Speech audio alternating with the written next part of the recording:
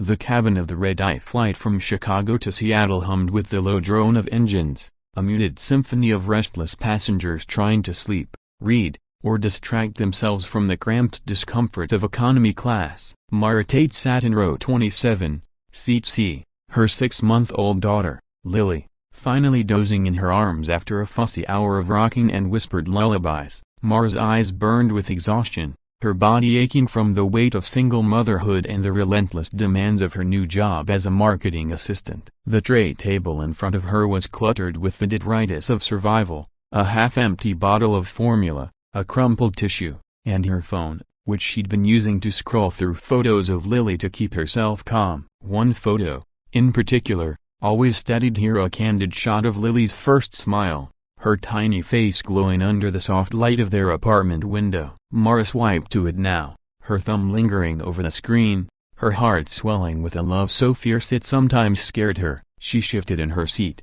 careful not to wake Lily, and reached for the bottle, but her elbow knocked the phone off the tray. It slid to the floor with a soft thud, landing near the polished loafers of the man in seat B.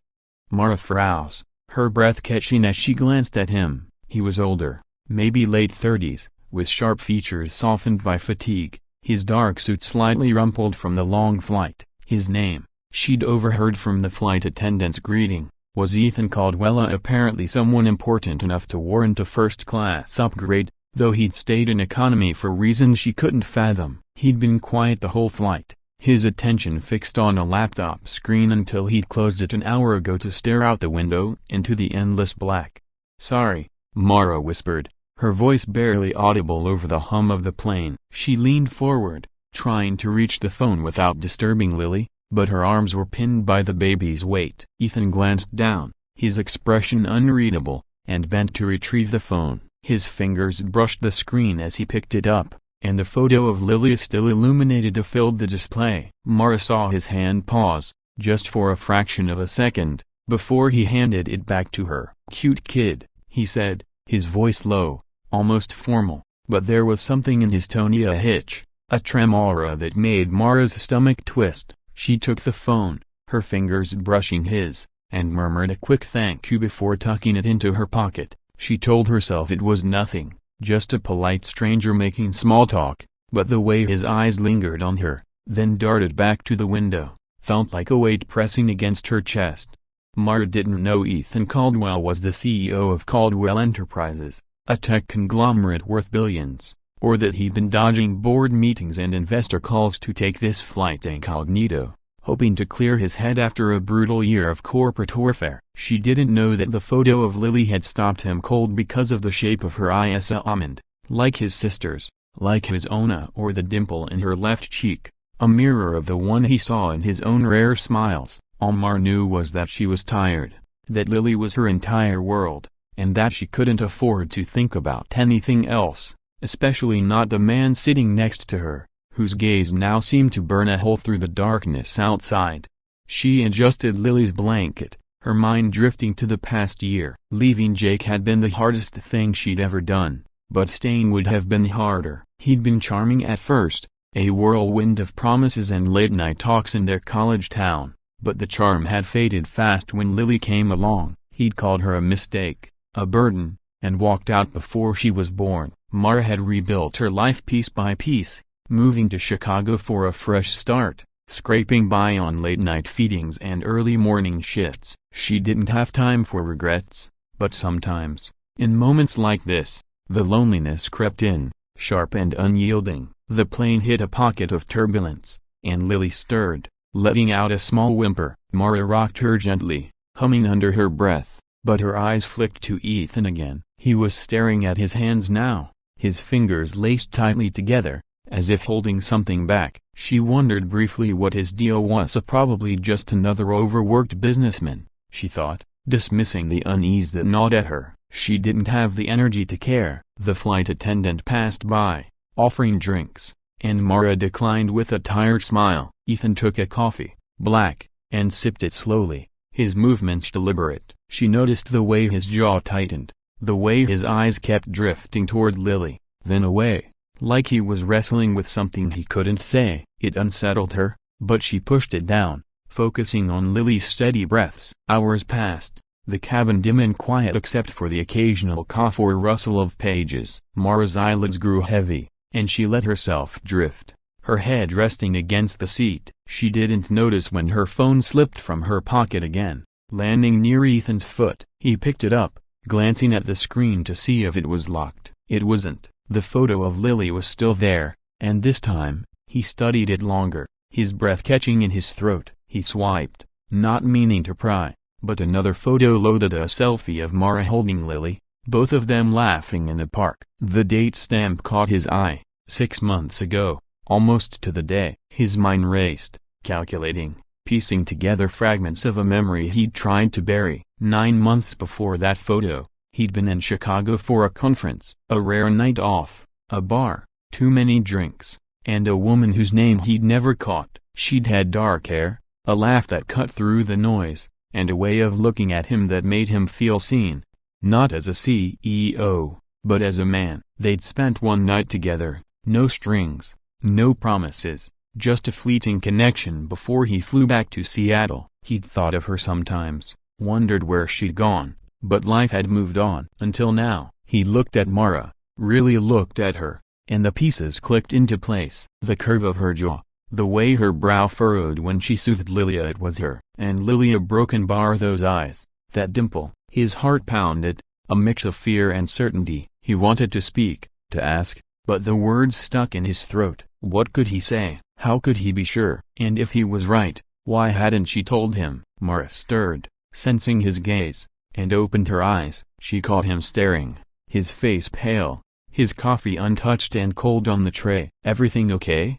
she asked, her voice cautious. He hesitated, his mouth dry. "Your daughter broken bar. She's beautiful." "How old is she?" 6 months, Mara said, her tone softening as she looked at Lily. "She's my everything." Ethan nodded, his hands clenching. "Her father a broken bar. Is he in the picture?" Mara's face tightened, a flicker of pain crossing her features.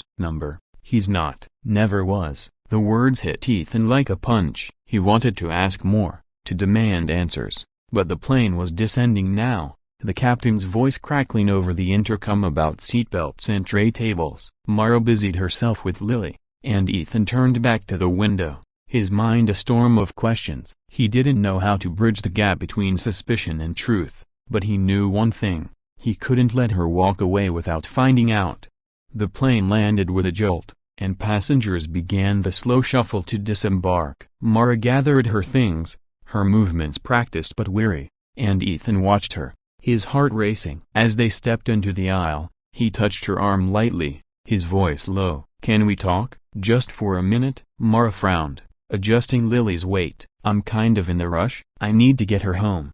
"Please," he said, and there was something in his eyes, a desperation. Maybe that made her pause. She nodded, stepping to the side of the jetway, the crowd flowing past them. He took a breath, his voice barely above a whisper. "That photo of your daughter broken bar, I saw it. And the broken bar, I think I might know you. From Chicago, a year and a half ago." "A bar, one night." Mara's face went still, her eyes searching his. She remembered that night, a rare moment of recklessness after a fight with Jake, a stranger who'd made her feel alive for a few hours before disappearing into the dawn. She hadn't known his name, hadn't thought to ask. But now, looking at him, the pieces fell into place, and her stomach dropped. "You were never going to tell me?" Ethan asked, his voice breaking, his eyes locked on Lily. Mara's breath caught, her arms tightening around her daughter. She didn't know what to say, didn't know how to process the impossible truth standing in front of her. All she knew was that her world was about to change, and she wasn't ready for it.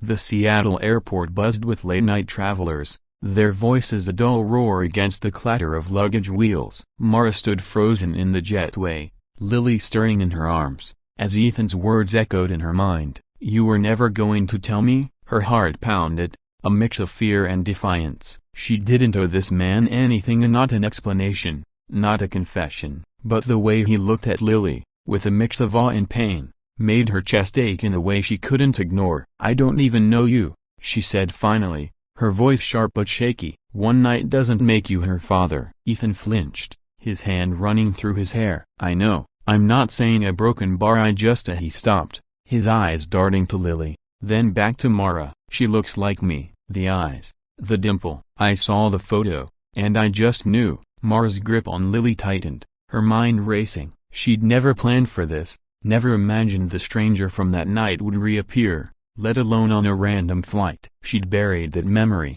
a fleeting escape from her crumbling life with Jake, and built everything around Lily. Now this Mana Ethan, a CEO, a stranger with too much money and too many questions stood in her way, threatening the fragile balance she'd fought for. I need to go, she said, turning toward the terminal, but Ethan stepped closer, not touching her, just close enough to make her pause. Please, he said. I'm not trying to mess up your life, I just need to know. If she's mine, I want to be there. I want to help. Mara laughed, a bitter sound. Help? You don't even know us. You don't get to just walk in and play dad because you saw a photo. Ethan's jaw tightened, but he didn't back down. I'm not trying to play anything. I've spent my life building things, fixing problems.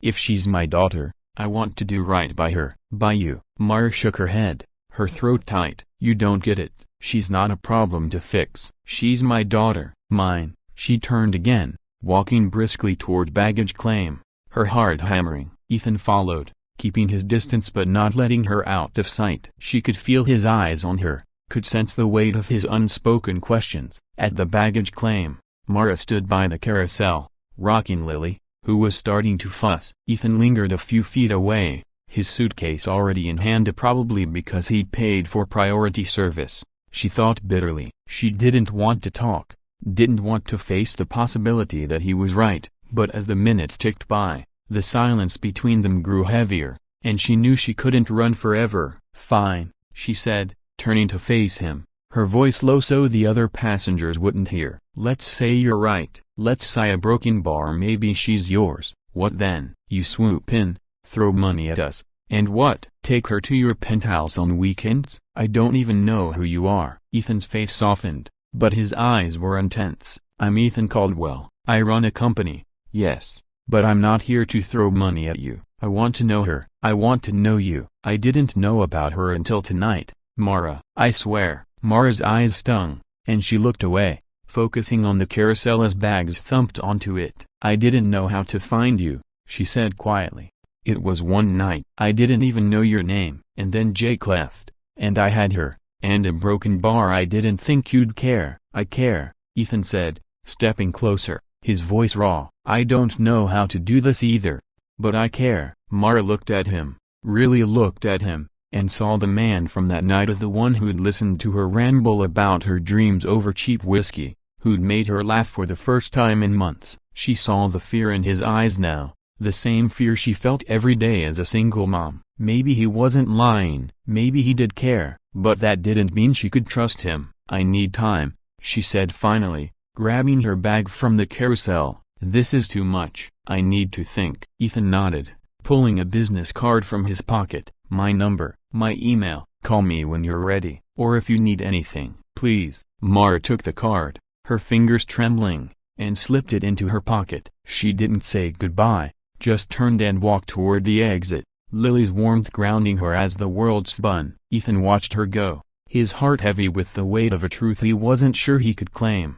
But as Mara disappeared into the crowd, he made a silent promise. He'd wait, he'd prove himself, and one day, maybe, he'd get to know the daughter he hadn't known he had. Mara Tate clutched Lily tighter as she navigated the crowded Seattle airport, the weight of Ethan Caldwell's business card burning a hole in her pocket. The fluorescent lights overhead buzzed faintly, casting harsh shadows on the faces of weary travelers dragging suitcases toward the exit. Her heart hadn't stopped racing since Ethan's words, "You were never going to tell me?"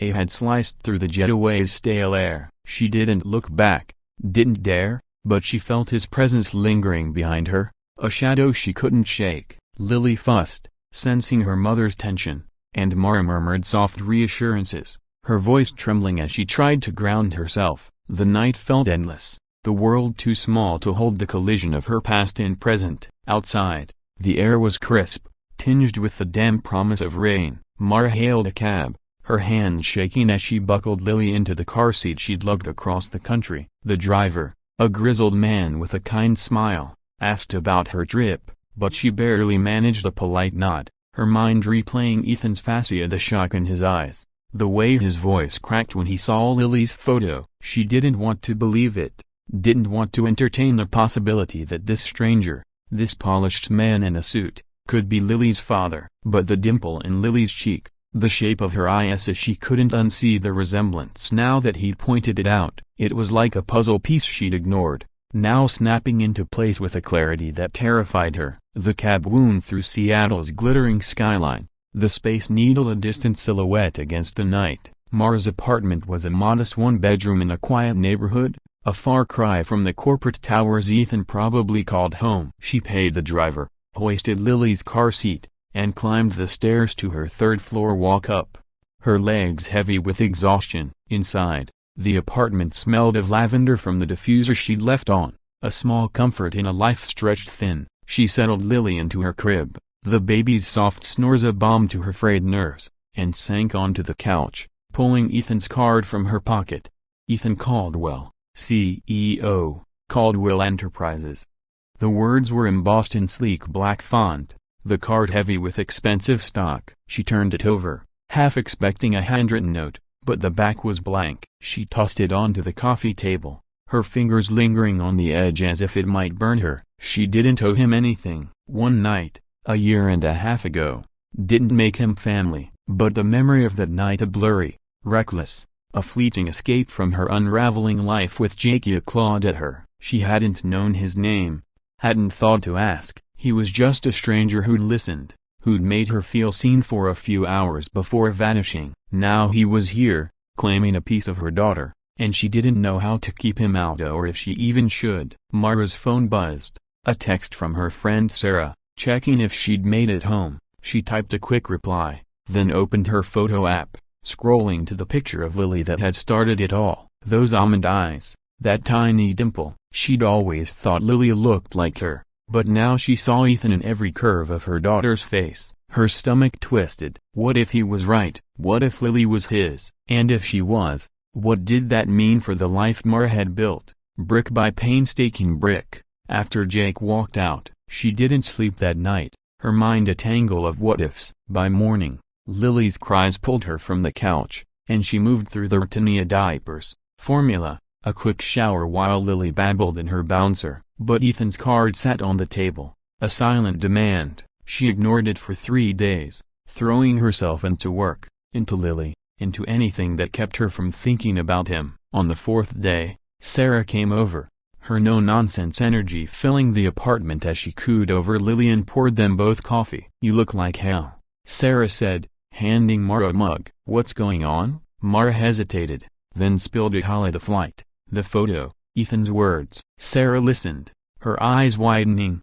then narrowing as she leaned back on the couch. "So, what, this guy thinks he's Lily's dad because of a dimple?" "That's a stretch, Mara." "I know," Mara said, but her voice lacked conviction. "Boot a broken bar. What if he's right?" Sarah sighed, setting her mug down. "Then you get a paternity test. You don't owe him anything until you know for sure. And even then, you call the shots." "She's your daughter." Mara nodded, but the words didn't ease the knot in her chest. She didn't want a test, didn't want to open that door, but ignoring it wasn't working either. Ethan's face haunted her, his quiet plea echoing in her ears. "I want to know her. I want to know you." She didn't trust him, didn't trust the world he came from, all money and power and promises that could vanish as quickly as Jake's had. But Lily deserved more than her stubbornness. If Ethan was her father, didn't he have a right to know? And didn't Lily deserve a chance at a father who might actually stay? That night, after Lily was asleep, Mara dialed the number on the card. Her hand shook as the line rang, and when Ethan answered, his voice was cautious, hopeful. "Mara, we need to talk," she said, her tone clipped. "But not over the phone. Somewhere public." "Tomorrow." "Name the place," he said, no hesitation. "I'll be there." They met at a coffee shop near Pike Place Market, the air thick with the scent of roasted beans and the chatter of tourists. Mara arrived early, Lily in a stroller, her eyes scanning the crowd for Ethan. He walked in at exactly 10 a.m., his suit traded for jeans and a sweater, but still carrying that air of someone who owned the room. He spotted her, his face softening, and slid into the chair across from her. "Thank you," he said, his voice low, "for calling." Mara didn't smile, her hands wrapped around her coffee. "I'm not here to make this easy for you. I need to know who you are, Ethan." "Really? Because if you're her father, I need to know you're not going to disappear." He nodded, his eyes steady. "I get it. I'm not going anywhere, but I need to know, too. Can we do a paternity test?" Mara's jaw tightened, but she'd expected this. "Fine, but I set the terms, and if you're not her father, you walk away, no questions." "Deal," he said, and there was a weight to the word, like he'd already decided Lily was his. The test was arranged quickly. Ethan's money made things move fast. A week later, they met again, this time at a lab downtown. Lily oblivious in her stroller as technicians swabbed her cheek, then Ethan's. Mara watched, her heart in her throat, as Ethan's gaze lingered on Lily, his fingers twitching like he wanted to reach out but didn't dare. The results would take 48 hours, and those hours stretched like years. Mara barely slept, her mind cycling through scenarios: Ethan walking away, Ethan fighting for custody, Ethan becoming a fixture in their lives. She didn't know which scared her more. When the email came, she opened it alone, Lily napping in the next room. The words blurred on the screen: 99.9% probability of paternity. Her breath caught, her hands trembling as she read it again, then again. Ethan was Lily's father. The stranger from that night, the man she'd never meant to see again, was tied to her forever through the little girl she'd give her life for. She called him, her voice steady despite the storm inside her. "It's positive," she said, no preamble. "You're her father." There was a long silence, then a shaky exhale. "Thank you, Mara, for telling me." "Can a broken bar? Can I see her?" Mara closed her eyes, the weight of the moment pressing down on her. "Not yet. I need time. This doesn't change anything. Not right away. I need to trust you first." "I understand," Ethan said, and she could hear the sincerity in his voice, the restraint. "I'll wait, as long as it takes."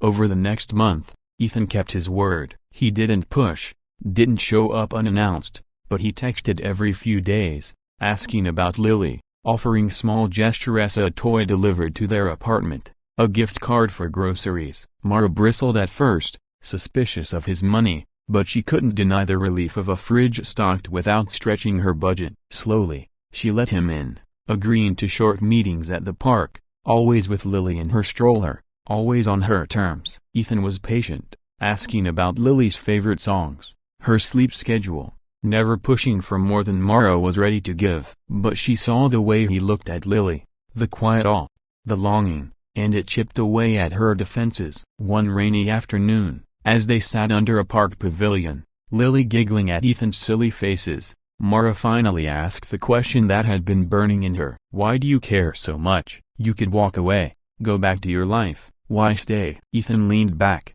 rain drumming on the roof above them. "I grew up without a dad," he said quietly. "He left when I was 5. I spent my whole life wondering why I wasn't enough. I built Caldwell Enterprises to prove I was, but it's never filled that hole. When I saw Lily's picture, a broken bar, I don't know, Mara, it was like seeing myself, like maybe I could do something right for once. Not as a CEO, but as a person." Mara's throat tightened. She didn't want to feel for him, didn't want to see the man behind the suit, but she did. She saw the fear in his eyes, the same fear she felt every day, a fear of failing the one person who mattered most. "Okay," she said finally, "you can be in her life, but we do this my way. Slow, no courts, no lawyers, just us, figuring it out." Ethan nodded, a small smile breaking through. "Your way."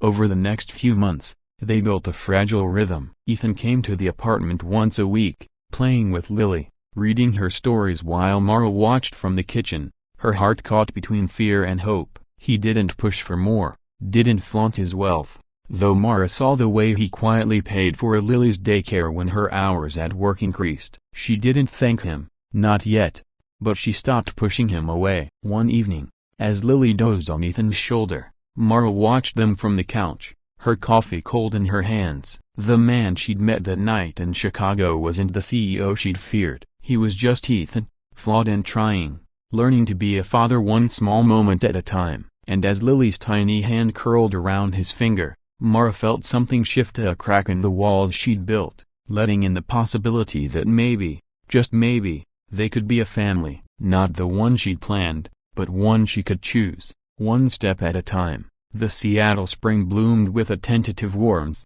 cherry blossoms dusting the park where Mara pushed Lily's stroller, Ethan walking beside her. 6 months had passed since the paternity test confirmed what Mara had both dreaded and hoped. Ethan was Lily's father. The rhythm they'd built was fragile but steady. Weekly visits, quiet moments of Ethan reading to Lily or marveling at her first wobbly steps. Mara watched him now, his tie loosened, a rare smile breaking through as Lily babbled and pointed at a squirrel darting across the grass. He was trying, she had to admit, but trust was a slow-growing thing, and Mara's heart still braced for the moment he'd tire of this, of them, and disappear like Jake had.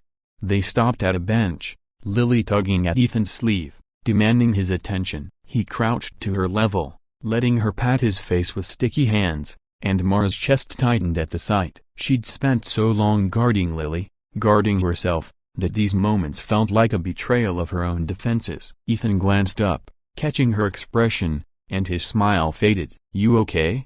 he asked, his voice low, careful not to disturb Lily. Mara nodded, but her fingers gripped the stroller handle. "Just a broken bar watching you two." "It's still weird." He stood, brushing grass from his knees. "Weird good or weird bad?" She didn't answer right away, her eyes on Lily, who was now engrossed in a leaf. "Weird because I didn't expect this." "You, sticking around, showing up." Ethan's jaw tightened, but his tone stayed even.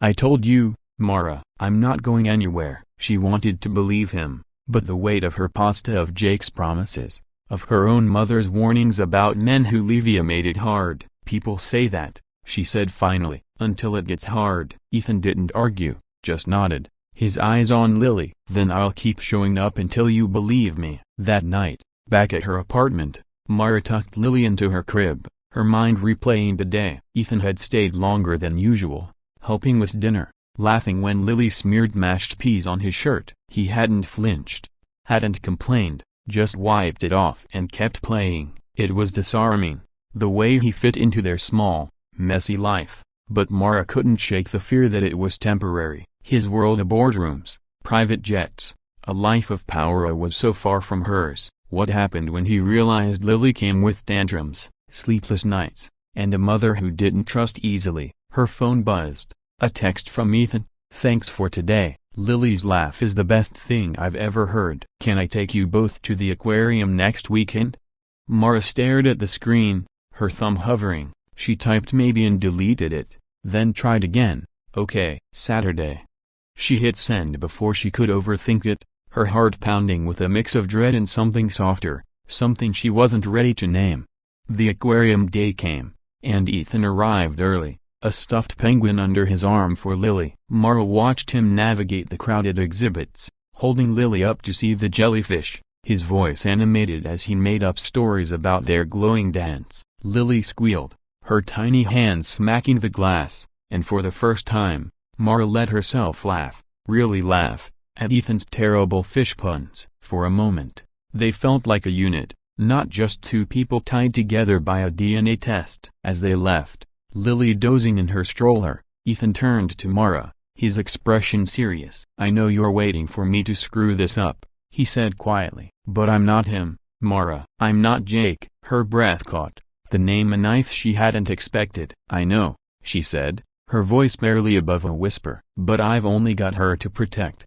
And me." Ethan nodded, his eyes soft. "Then let me prove it." "One day at a time." Mara didn't reply, but as they walked into the fading sunlight, Lily's penguin tucked under her arm, she felt the first stirrings of trust, fragile as a blossom but growing. Maybe Ethan wasn't the man she'd feared. Maybe he was the father Lily deserved. And maybe, just maybe, Mara could let him be something more to Lily, or marveling at her first wobbly steps. Mara watched him now, his tie loosened, a rare smile breaking through as Lily babbled and pointed at a squirrel darting across the grass. He was trying, she had to admit, but trust was a slow-growing thing, and Mara's heart still braced for the moment he'd tire of this, of them, and disappear like Jake had.